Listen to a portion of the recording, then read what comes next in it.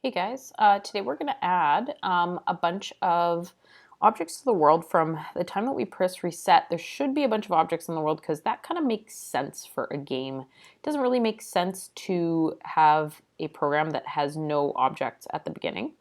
So let's head on over here. We're going to head into the Crab world class. Now we haven't added anything to a world class yet. We're going to do this inside what's called the Crab world constructor. And we see that by the start of it saying public crab world, okay, and the end of it ending with this little bracket here. So that's our constructor. You might hear my cat meow throughout this, which is ridiculous. Anyways, so the first thing we're going to do is we are going to add a crab to the world at 100, 100 on the screen. Okay, now just like in processing, 100, 100 starts in the top left-hand corner. Okay, so 0, 0 starts in the top left-hand corner. 100, 100 is going to be somewhere around here. You can see how big the world is by seeing right here where it says super. We'll talk more about that later.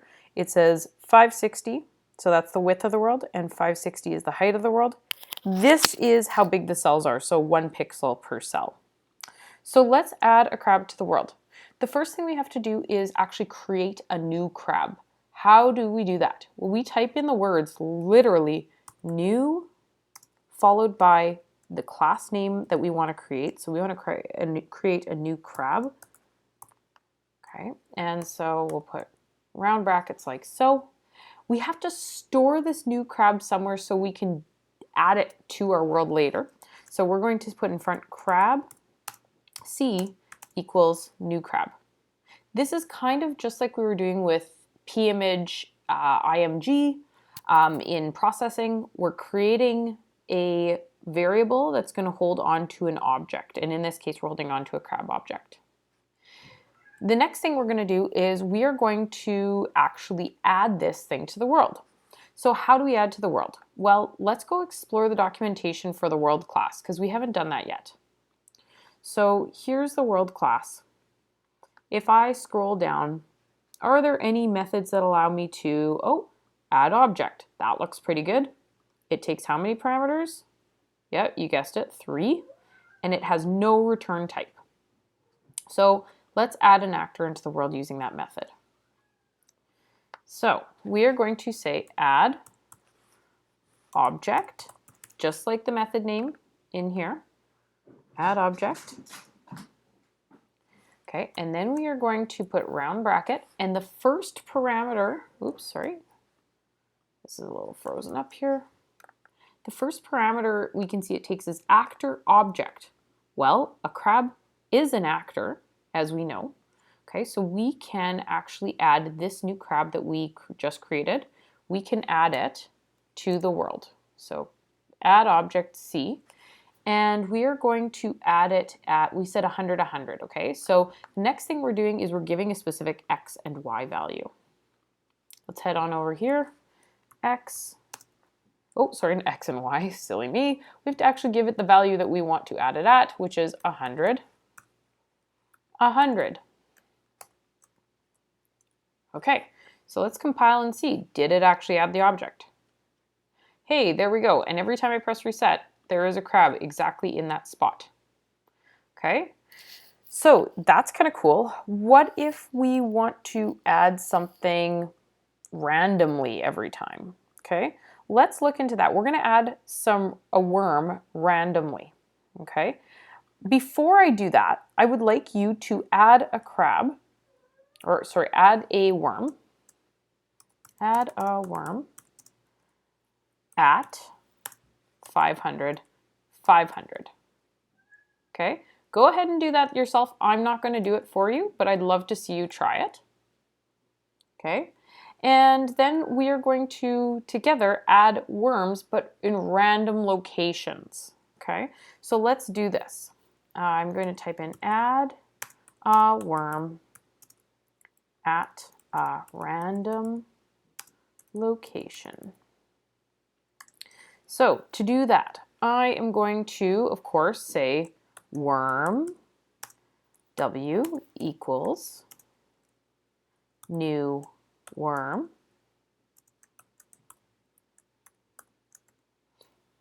And then I'm going to create two random numbers for myself. So we used random numbers to turn the lobster in other situations, okay? In this case, let's actually make it so that our crab, no, I'm blanking here. We create actually random numbers that we can fit or use to place our worm in this other world. So let's create an int x. You'll notice I'm declaring this right inside crab world so that it actually adds, or just creates a local variable, a variable that we can only use in this method because we only need it just to add the worm to the world. So we're going to say x, and you guessed it, greenfoot dot get random number. And I'm going to say 560. Okay, because I want it between 0 and 560. I'm also going to say int y equals greenfoot dot get random number 560 again. Okay. Instead of 560 here, though, I want you guys to note that you can also use other methods like, get height or get width, which will return the height. As you can see, it returns an int, short for integer, or width, which is short for, or int, which is short for integer here. But you can also get the width of the world and put it in here. All right, sorry I'm stumbling over my words. Late night here. Not too late, but it's going to be. Let's see here. We're going to say get width. Oh, sorry, I lied. We're dealing with the y value, so that would be the height. Let's try this again. Get height. And this is actually going to return the height of the world here, which is 560, but it's just another way we can get the height of the world without actually knowing what it is. All right, last piece here, add object. And we are going to do this where we add the worm, w, and we are going to add it at x and y.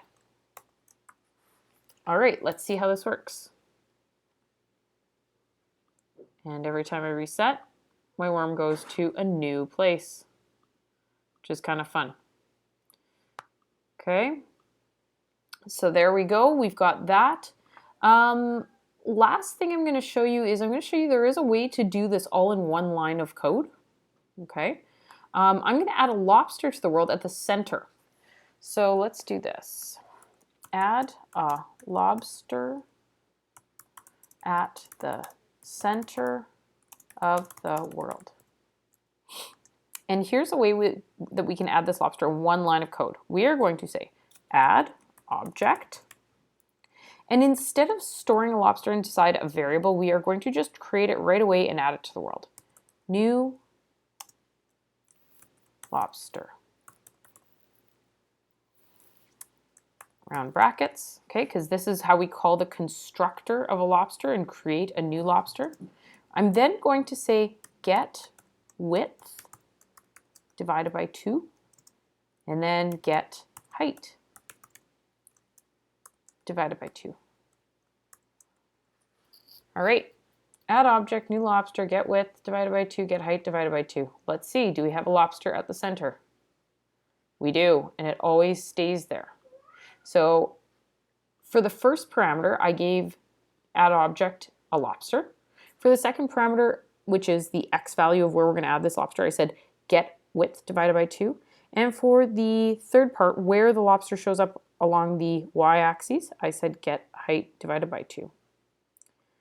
And that, I would suggest adding maybe some more worms wherever you so choose to start off your game. That is how we can add objects to the world.